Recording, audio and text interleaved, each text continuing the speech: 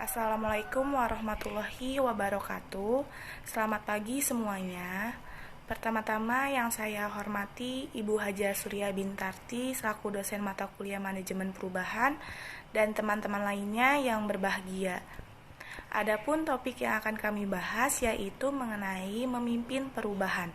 Sebelumnya saya akan memperkenalkan anggota kelompok 3 yang dimana anggota tersebut bernama Rosyana Anggraini, Faras Makfizar, dan saya sendiri Dustiawatul Hasanah.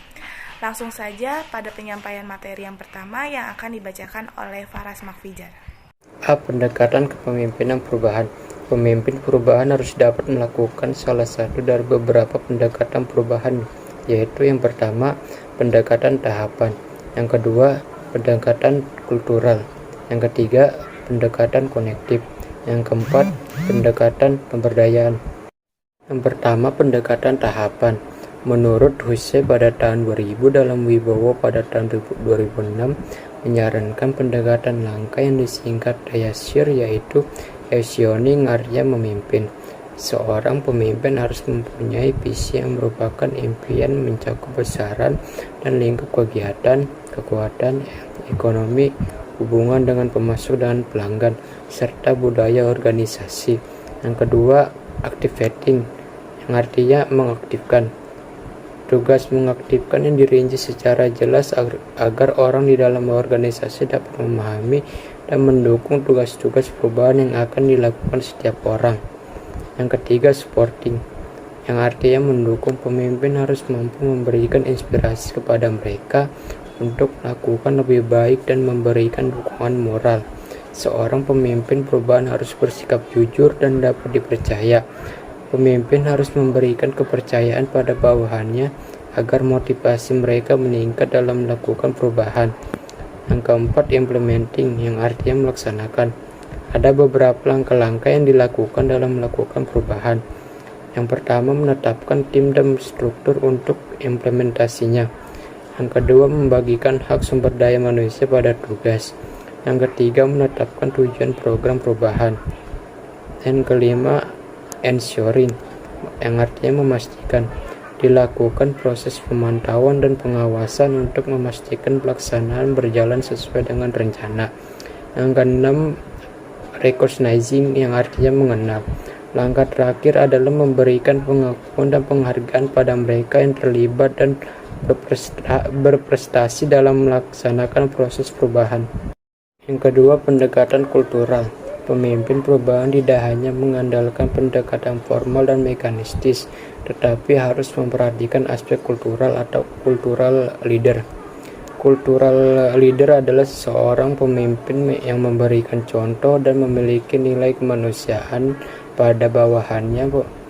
Pemimpin ini terdapat pada setiap jenjang organisasi, yaitu seperti direktur, manajer, supervisor, dan lainnya.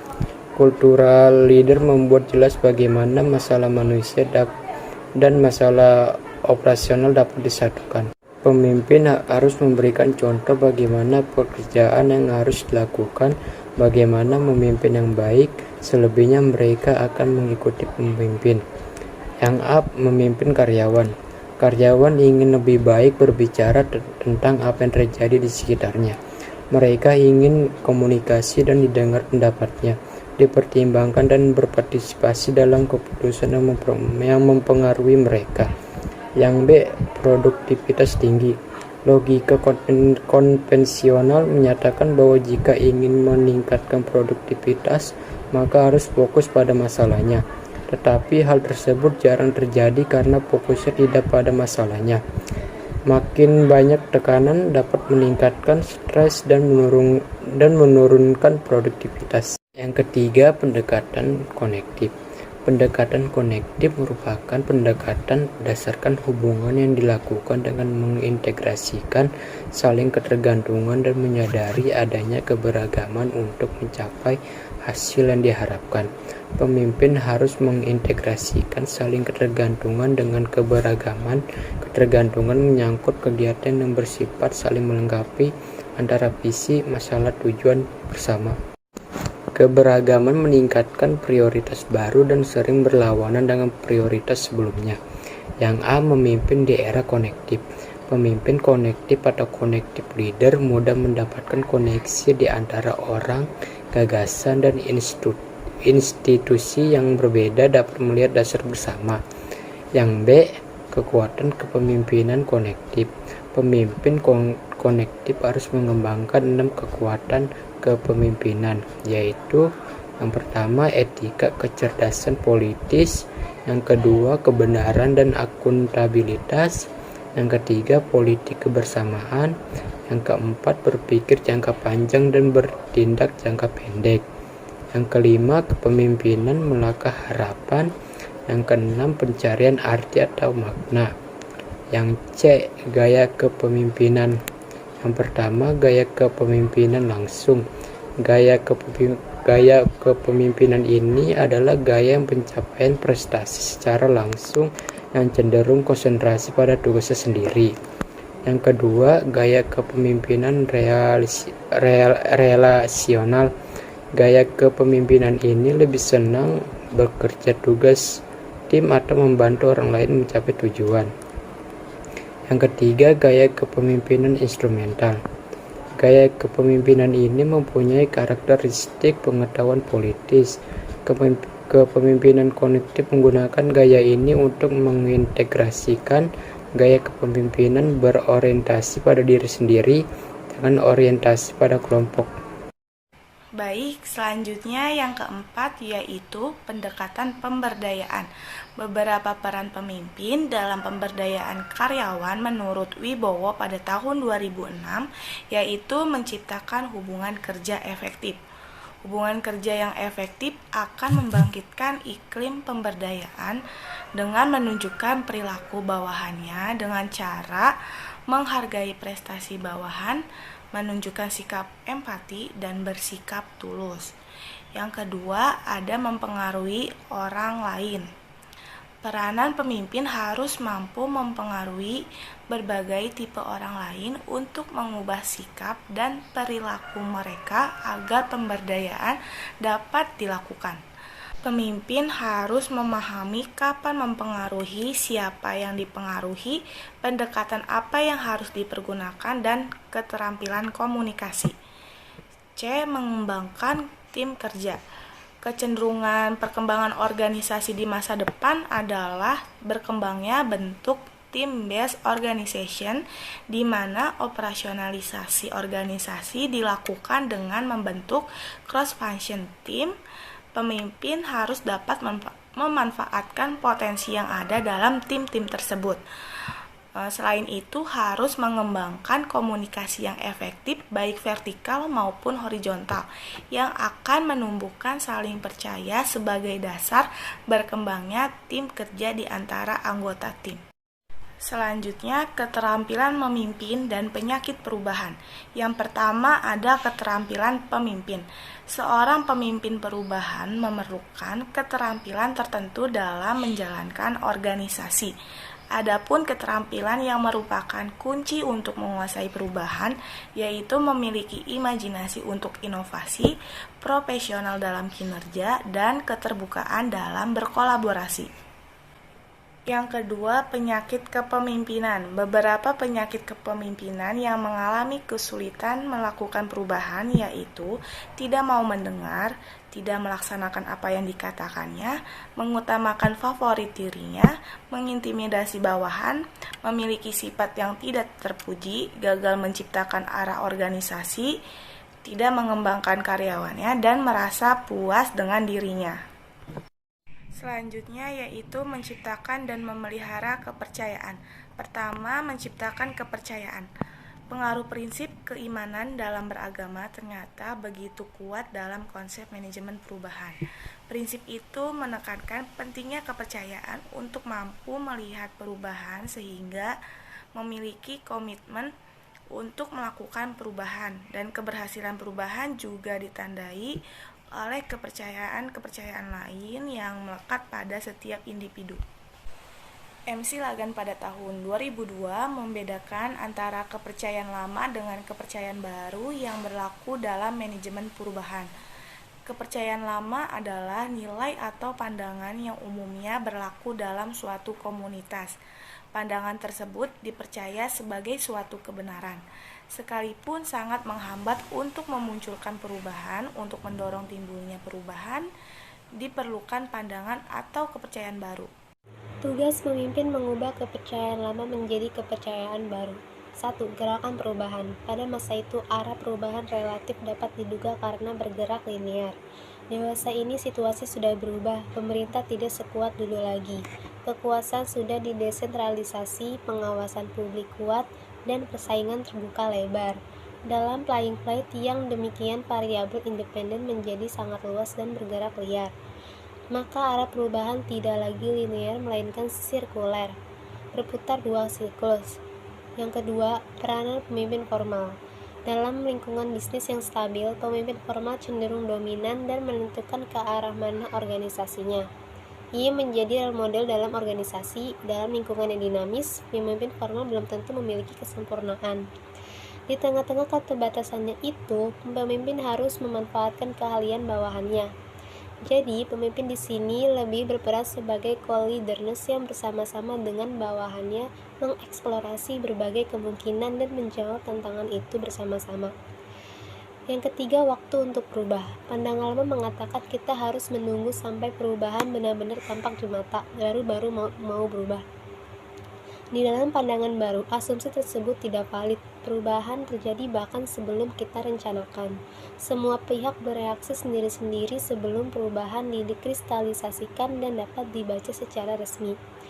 Dan yang keempat, peranan pengikut dalam era pemimpin formal sebagai role model. Para pengikut tidak punya banyak suara. Suaranya tenggelam dan tidak bernada dengan baik. Dalam era pemimpin sebagai co-leaders, yaitu pihak yang sama-sama mengeksplorasi berbagai kesempatan. Jadi bawahan menjadi mitra dalam perubahan dan kemajuan. Dengan demikian, cara pandangan lama dalam melihat perubahan dapat menjadi penghalang dalam perubahan. Memelihara kepercayaan. Kepercayaan adalah nilai yang paling dijaga dalam hubungan antar manusia. Kepercayaan didasarkan pada integritas, loyalitas, dan perhatian. Seseorang yang dapat dipercaya harus jujur, kompeten, dan memiliki ketulusan pada orang lain. Menciptakan kepercayaan dengan membangun budaya organisasi yang memfasilitasi hubungan tulus pada semua orang yang saling menghargai dan memperhatikan satu sama lain.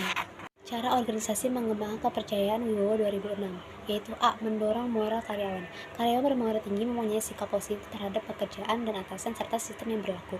Kepercayaan yang tinggi membantu memperbaiki hubungan dan mempersatukan semua orang, sehingga membuat semua orang merasa nyaman bekerja dan mendorong perbaikan moral karyawan. Yang B. Menghargai individu. Individu meningkatkan kepercayaan harus dan ada aspek dan saling menghargai seseorang, memberikan penghormatan jika memiliki kepekaan terhadap orang lain dan memiliki kepribadian yang baik. Yang C. Mendorong sharing. Sharing merupakan manfaat sosiologis karena membantu membangun dalam hubungan yang baik. Organisasi dengan tingkat kepercayaan tinggi memiliki karakteristik yaitu bersikap terbuka dalam cara melakukan sesuatu dengan kepemimpinan yang tulus dan saling mempercayai. Yang D. Mendorong keterbukaan. Orang hanya dapat saling percaya bila menjalankan keterbukaan satu sama lain. Keterbukaan memerlukan keberanian membuka diri dari semua pihak. Yang E. Melatih kejujuran. Adanya kejujuran dan keputusan yang saling diambil adalah adil. Keadilan dibedakan atas keadilan berorientasi proses dan hasil. Keadilan proses adalah cara bagaimana mengambil keputusan dan keadilan hasil adalah siapa saja yang mendapatkan hasil. Yang F. Meningkatkan loyalitas. Loyalitas karyawan adalah tentang pelayanan dan menjadi kepentingan karyawan. Karyawan percaya perusahaan bila menjaga kepentingan mereka bukan hanya mencari keuntungan. Dengan kepercayaan tinggi, orang melakukan sesuatu karena mereka ingin bukan keharusan. Yang G. Memelihara integritas. Integritas adalah kualitas untuk menjadi jujur dan memiliki moral yang kuat. Orang yang integritas tinggi mempunyai sikap yang tulus dan memperdulikan orang lain. Yang H. Menjaga akuntabilitas. Terdapat 5 langkah untuk menjaga akuntabilitas yang disebut prima, yaitu 1. Parameter. Parameter yaitu pedoman kerja tentang bagaimana yang boleh dan mana yang tidak boleh. Yang kedua, result, yaitu hasil tugas dilaksanakan dan terukur dan jelas. Yang ketiga, implikasi, yaitu menjelaskan keberhasilan atau kegagalan dalam menyelesaikan tugas. Yang keempat, manajemen support, yaitu mendapatkan dukungan dari manajemen bagi karyawan untuk menjalankan tugas. Dan yang kelima, accountability, yaitu kesepakatan tentang bagaimana, kapan, dan untuk apa akuntabilitas. Yang I, meningkatkan kompetensi. Kompetensi merupakan salah satu elemen kepercayaan. Cara meningkatkan kompetensi adalah dengan meningkatkan pengetahuan, keterampilan, dan pengalaman di bidang tertentu.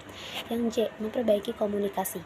Mengembangkan tingkat kepercayaan tinggi dicerminkan kemampuan berkomunikasi serta terbuka dan mendorong memberikan umpan balik sehingga dapat meningkatkan komitmen melakukan perbaikan proses perubahan. Dan yang K, memperkuat. D. Manajemen harapan. Seorang pemimpin yang menjanjikan perubahan telah menaruh beban besar di punggungnya untuk membentuk harapan di pikiran banyak orang. Sebagian besar pemimpin percaya harapan selalu tinggi bisa berakibat fatal jika tidak terpenuhi. 1. Harapan dan realitas. Pengalaman dan pengetahuan bisa membentuk ekspektasi. Ketika sebuah perubahan mulai digulirkan dan seorang pemimpin perubahan datang, maka manusia membentuk ekspektasi. Ekspektasi dibentuk berdasarkan hitungan logis rasional. Ekspektasi yang didukung oleh dorongan-dorongan yang sifatnya emosional akan membentuk hasrat dan harapan.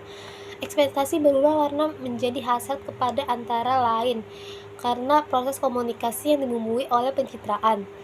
Pemimpin perubahan tentu tidak dapat memenuhi harapan semua orang. Selain karena setiap orang berbeda-beda, karena ditemui sejumlah orang yang datang dengan harapan yang berlebihan dan tidak realistis. Yang kedua, memelihara harapan. Harapan bukan hanya dikendalikan, melainkan harus dipelihara. Harapan adalah ekspektasi yang disertai getaran emosi dan impian. Harapan positif menjadi lokomotif penggerak untuk menciptakan perubahan. Dimulai dengan seorang pemimpin memberikan stimulus kepada para pengikutnya tentang perlunya perubahan dengan komunikasi program yang baik. Menunjukkan masa depan yang lebih baik, maka ia akan menimbulkan harapan baru. Yang ketiga, mencegah keputusasaan.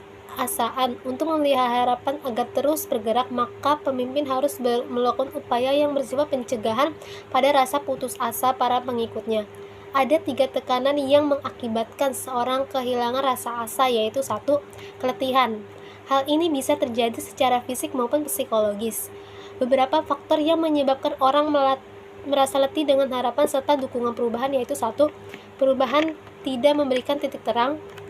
Yang kedua, terlalu sering berganti arah. Dan yang ketiga, berjalan tanpa keyakinan. Yang kedua, menciptakan harapan baru. Karena harapan memberikan dorongan dalam perubahan, pemimpin harus kreatif menciptakan impian-impian baru. Sebuah perusahaan pada dasarnya bergerak mengarungi lautan yang dinamis dan tidak ada istilah berhenti. Pemimpin harus menentukan tujuan baru yang penuh impian dengan menggelorakan semangat dan menciptakan perubahan. Yang ketiga, hal-hal yang kasat mata. Membangun optimis untuk memelihara harapan agar terus hidup, pemimpin perlu menunjukkan progres melalui hal-hal yang dilihat secara kasat mata.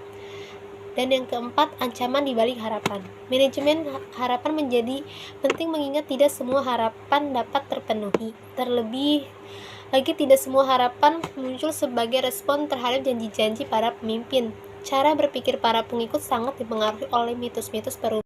Demikian tadi presentasi kelompok kami, semoga bermanfaat dan mohon maaf atas kekurangannya dan terima kasih untuk perhatiannya. Wassalamualaikum warahmatullahi wabarakatuh.